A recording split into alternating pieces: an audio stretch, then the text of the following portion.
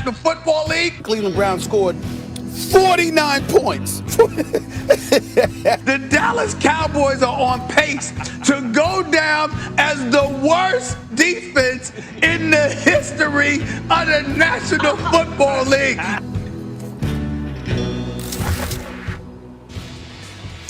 Stephen A. has been ripping the Dallas defense all year long. Well, now they have hired former Falcons head coach Dan Quinn to be the new defensive coordinator on a 3-year deal, taking over for the fired Mike Nolan after Big D's defense had one of the worst seasons in Cowboys history.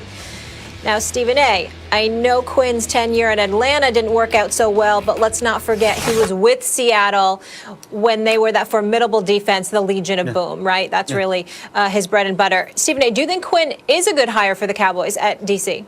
I doubt it. I mean, listen, I'm not the one to call about supportive words for Dan Quinn, only from this perspective.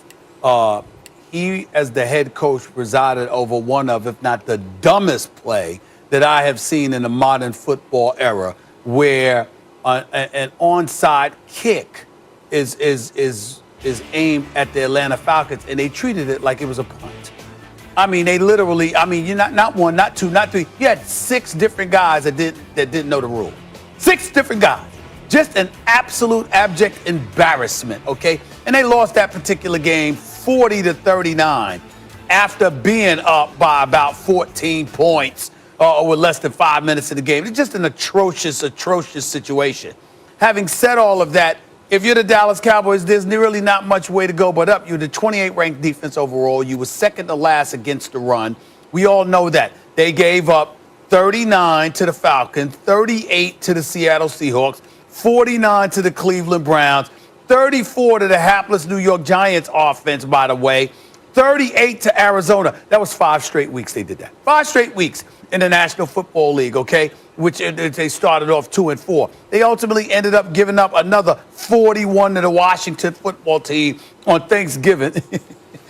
I'm sorry. That is just funny to me. They gave up 41 on Thanksgiving, okay? Well, they gave up 34. They gave up 34 the next week to Baltimore. They gave up 33 to the San Francisco 49ers. They were putrid. So when you look at it from this, listen, there's no way to go but up. Dan Quinn certainly knows something about football. There are some people that aren't meant to be head coaches, but I'm not going to sit up there and knock him for being a coordinator. He's got a good reputation as a coordinator. He's no Mike Nolan, who had the 31st ranked defense in Atlanta in 2014, couldn't get a job ever since until Mike McCarthy grabbed him from the scrap heap. This is not Dan Quinn. Dan Quinn knows football. Dan Quinn had a stellar reputation as a defensive coordinator. And if he ends up in Dallas, I have no problem with it. I'm just saying that was the location of one of the dumbest plays in NFL history. And he was the head coach that presided off of that. But in the end, I can't knock it. I just think that there's a black cat running around. And no matter who goes there, they go to Dallas to get their reputation smeared. No matter how good they look elsewhere, when they come to Dallas, they never look better. I think it's a good hire. I do think it's a good hire. And let me just say that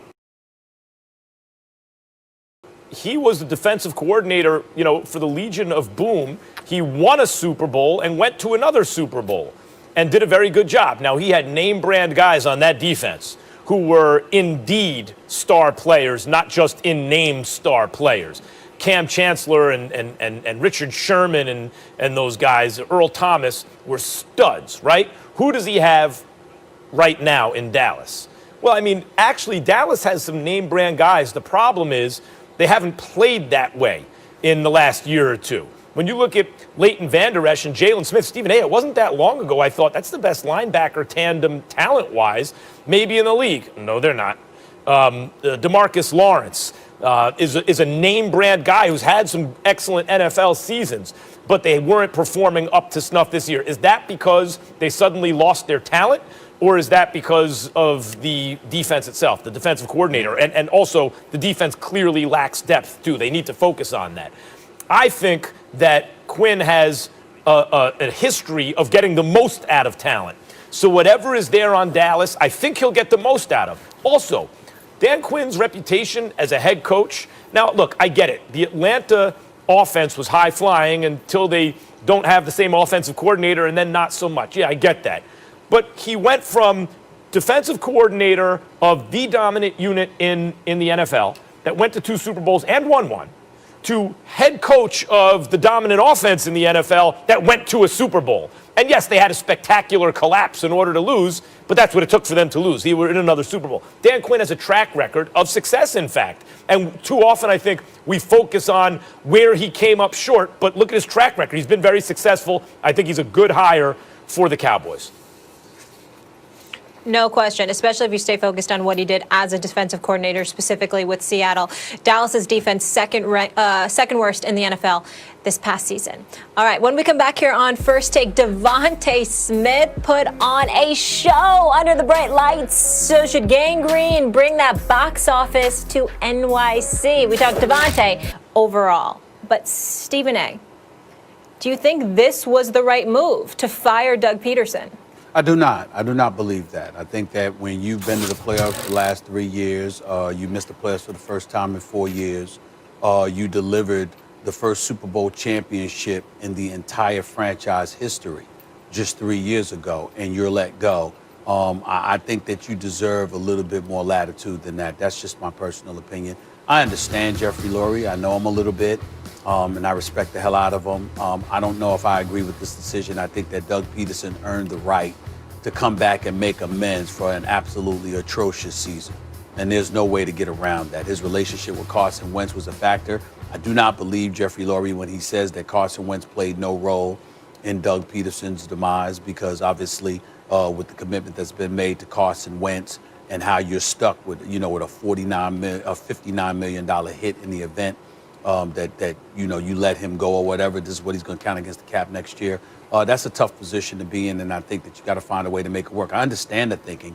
I just think that if I'm the Eagles, I give Doug Peterson an opportunity to make amends. He's widely respected in the National Football League, particularly as a play caller. He's not deemed clueless or anything like that.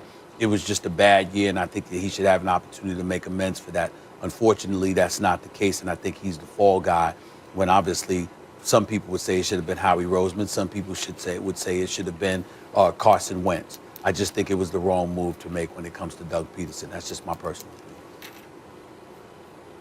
Peterson had to go. He had to go.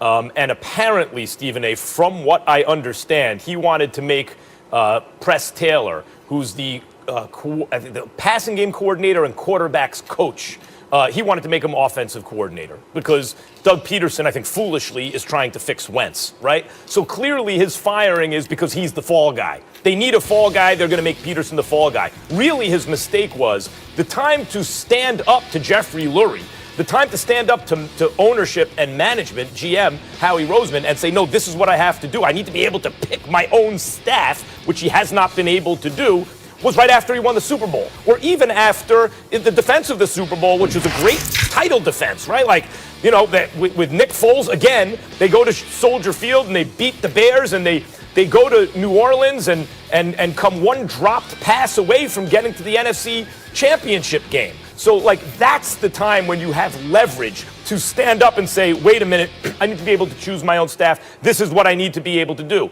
He didn't. He let that go by. It got worse and worse, and frankly, now didn't have the leverage to say, make this guy my guy, and he becomes the fall guy. No, my problem is not, though, getting rid of Peterson.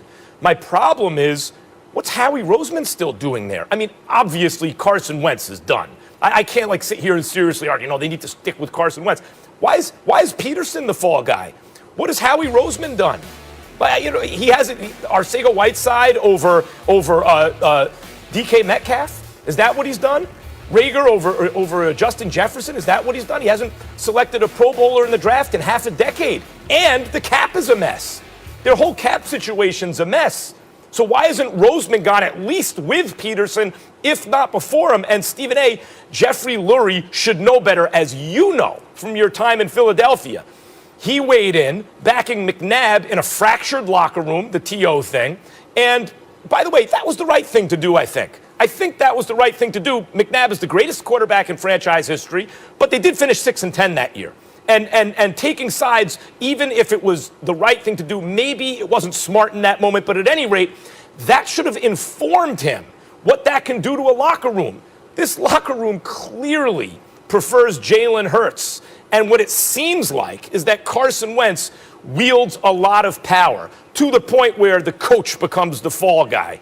I think Peterson should have been gone. If you want to argue, so should Roseman, so should Wentz, well, then we agree. But Peterson had to go. I'm not going to disagree with you about Roseman and the points that you made. I'm going to sit up there and say this to you.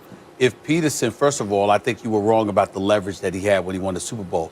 If he was never allowed to pick his staff, and as a result, that was the staff that was assembled by Howie Roseman and Jeffrey Lurie and those boys. And that's what won them the Super Bowl. Why would Peterson suddenly have leverage for winning the Super Bowl when they could make the argument? No, it was because of the staff we surrounded you by.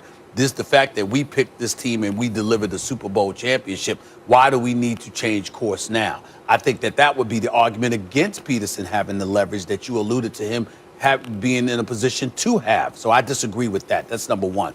Number two, when we talk about Roseman, no disagreement there because your points are valid. What I would say to you is because Peterson didn't have that kind of clout, that's a reason to give him a pass because he